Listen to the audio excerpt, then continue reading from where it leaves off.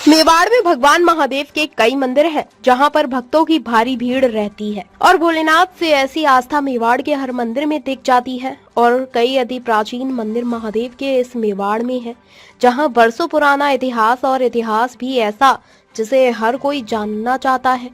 उदयपुर शहर से 20 किलोमीटर झामर कोटड़ा में भगवान झामेश्वर महादेव विराजित है। झामेश्वर महादेव का नाम सुनते ही प्रकृति की गोद में गुफा में स्थित मंदिर की छवि स्वतः उभर आती है।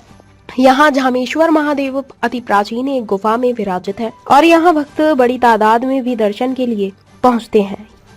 यहाँ की चूना पत्थरों से निर्मित गुफा से भूवैज्ञानिकों ने कई वर्षों पुरानी बताया है और यहाँ भोलेनाथ का अति प्राचीन शिवलिंग भी बताया जाता है। झामेश्वर महादेव के पुजारी बताते हैं कि वर्षों पहले झामा नाम के वृद्ध हुआ करते थे, जो यहाँ गायों को चराने आते थे। उस समय यहाँ गायों का दूध यहाँ ही निकल जाता था, जिस पर कुछ दिनों तक काफी दुखी हुए और एक दिन यहाँ कर देखा तो कुछ अंधेशा हुआ और उसी रात को भगवान झामेश्वर महादेव ने उन्हें सपने में आकर दर्शन दिए थे।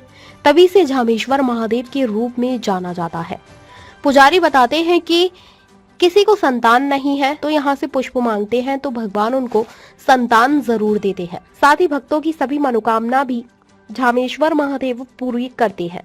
अरावली की वादियों और गुफा के बीच बैठे महादेव के दर पर प्रतिदिन हजारों भक्त दर्शन के लिए आते हैं। साथ ही यहाँ की प्राकृतिक और अरावली की वादियों का भी लुत्फ उठाते हैं। महादेव जी का इतिहास, झामेश्वर महादेव जी का इतिहास इस तरह से है।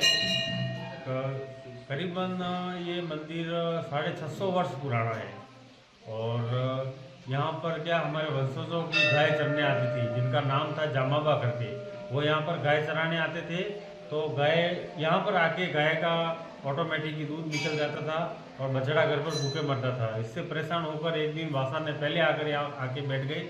उन्होंने देखा कि गाय के स्तन से अपने आप दूध निकल रहा था।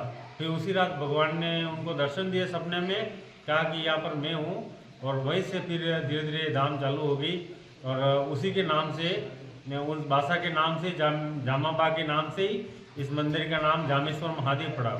ये यहाँ जो सुरंग बनी हुई है, यहाँ का भी कुछ इतिहास है, नीचे हो गई थी। ये सुरंग उन्हीं टाइम से बनी हुई है और ये थोड़ी सी गुफा नीचे थी तो अपने पुराबड़ राव जी ने यहाँ क्या नीचे एक थंबा लगाया था, कहीं ये गुफा बैठ नहीं जाए, तो थंबा लगा के फिर बाहर निकल के पीछे घूम के देखा तो गुफा ऊपर उठ गई थी।